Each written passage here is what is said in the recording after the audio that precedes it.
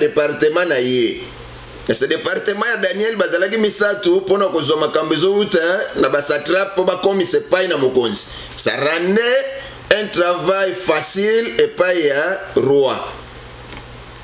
Maintenant, on peut se poser la question, comment cet étranger peut se retrouver dans le travail na kati ya musala ya mokonzi ya mboka. Par exemple, quelque part, il y a des travaux qu'on peut faire, il y a des travaux qu'on ne peut pas faire. Pourquoi? Parce que on n'est pas d'origine de ce pays. Pourquoi? Parce qu'il y a des limites, il y a tout ceci ou tout cela. Mais je vous assure quelque chose. Si vous avez confiance en Dieu, oyo azoloba na makomi na ye ke mabele nyonso yo koniata epesameli yo ozana bokonzi likolo na yango. Et si réellement par sa volonté là où tu es, Dieu a prévu que tu sois là, ne baissez pas les mains, ne croisez pas les bras, ayez confiance à ce Dieu là. Et il va te mettre au milieu de ceux qui se croient autochtones. Et il va marquer la différence au milieu de tous ces gens. Et il va expulser ta montée au milieu de ces gens. Pourquoi vous vous négligez? Pourquoi vous croisez les bras? Pourquoi vous croisez les jambes? Pourquoi vous vous donnez à cette fainéance mentale?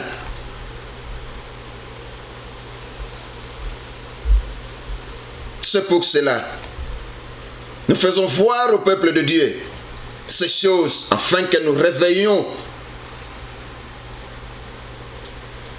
notre esprit. Daniel était fidèle à son Dieu. Malgré tout, il n'a jamais abandonné.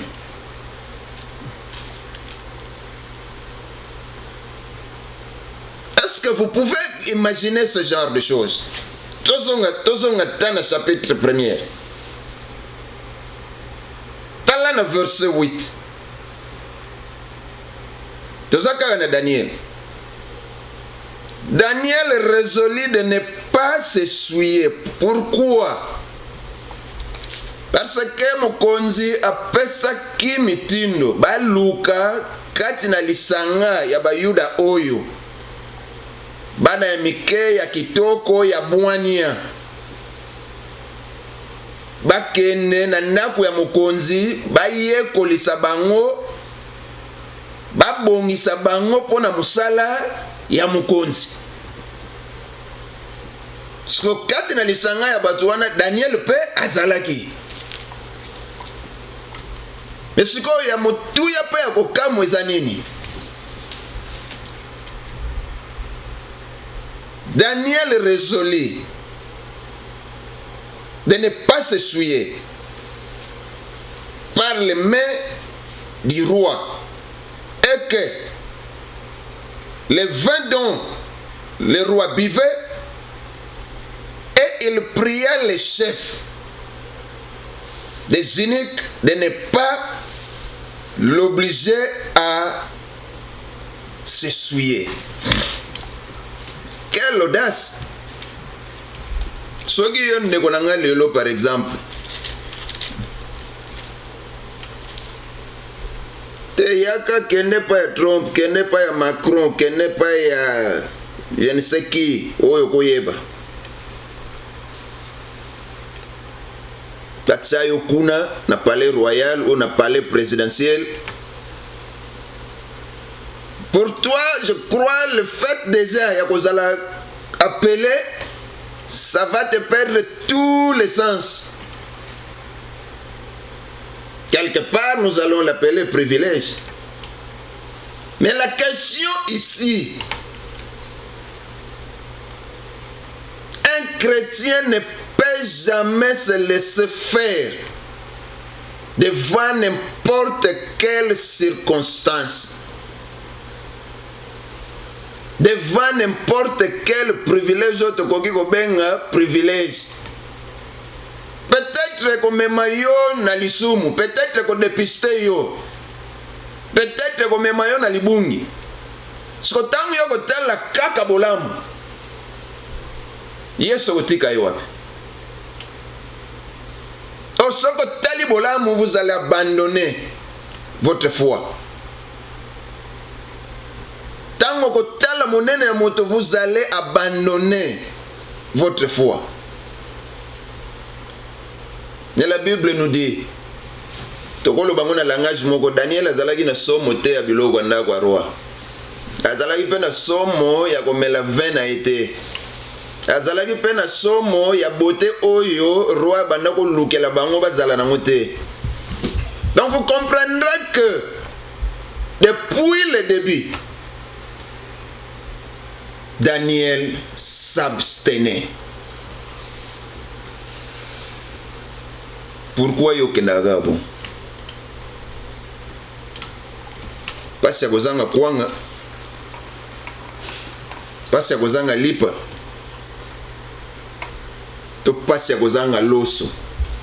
Vous vous laissez faire. Obosani koza mwana na nzambe. Il faut te saisir l'opportunité oui. Parce que quand vous courez, na ko saisir l'opportunité, c'est là où tout commence. Amen. Tango mona mituka. Tango on vous amène chez plusieurs Darius. Bandako bangango bakenda komema bino. Pourquoi? Parce que tu es affaibli. Ose basute na komi wapi na suki wapi. Mais je te pose la question maintenant, où est ce Dieu-là qui t'y a crié? Par la grâce de Dieu, tu as accepté Jésus comme sauveur et seigneur de ta vie. Où est la place de ce Dieu-là qui t'y a crié? Darius mususu yoye. Coronavirus, coronavirus. Na yo mwana na nzambo zobanga. Yango tolobaki bisika yango na ne comité biso toza déjà. Amen. Place pe yango ekomi esali erreur po tozalaki déjà. Amen. Yango tolobi coronavirus na libota na bana na nzambe ozana nguya te. Amen.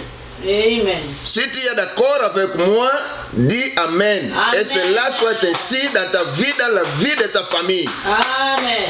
Peu importe bakanyo na ndako, peu importe bapekisoko kende musala, bakotika yo pe kozala na nguya moko te. Amen. Parce que si coronavirus ne va pas tuer Dieu, comment ça va te tuer? Possible. Parce que toi tu es en Jésus et Jésus est caché en Dieu. Le seul qui a boma nzambe et boma Yesu bonga na bana ulenga. Amen. Tant que nzamba za pe ko pusana ka jamais bisika ya zali. Amen.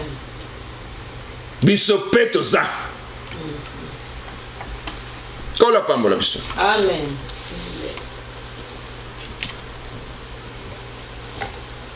Verset 3, trop intéressant. Bible lobby. Daniel surpassait les chefs et les satrapes parce qu'il y avait en lui un esprit supérieur. Je te posais une question la fois passée, est-ce que réellement vous avez vu qu'il y a l'esprit supérieur en toi? N'est-ce pas une grande question? C'est à cause de cet esprit, c'est pour cela. Nous avons poursuivi dans Moussala. Nous avons poursuivi dans milliers de baninga. Nous avons poursuivi dans Katia Libota. Nous avons poursuivi dans milliers de sorciers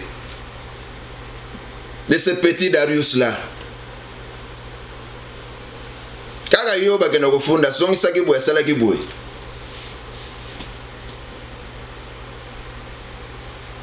au moment où tu n'es rien par rapport à tout ça. Mais les gens veulent toujours te renverser. C'est parce que vous avez cet esprit supérieur. C'est pour cela oka nga bafundaka oka nga bazongisaka boye oka nga bakendaka nga boye oka nga pourquoi kaka etango mususu kaka na kozanga koyeba wana, c'est parce que nous n'avons pas encore eu ces informations. Chaque entre guillemets yango wana toyebaka te. Okozonga su sepai na Nzambe pona nini kaka nga pona nini kaka bazongisaka boye pona nini kaka nga zongisa boye sala boye. C'est parce que vous n'avez pas encore connu. Daniel alele pa mutu te. Daniel akenda pa ya mutu te, akende ko se plaindre. Et c'est lui qui était en lui.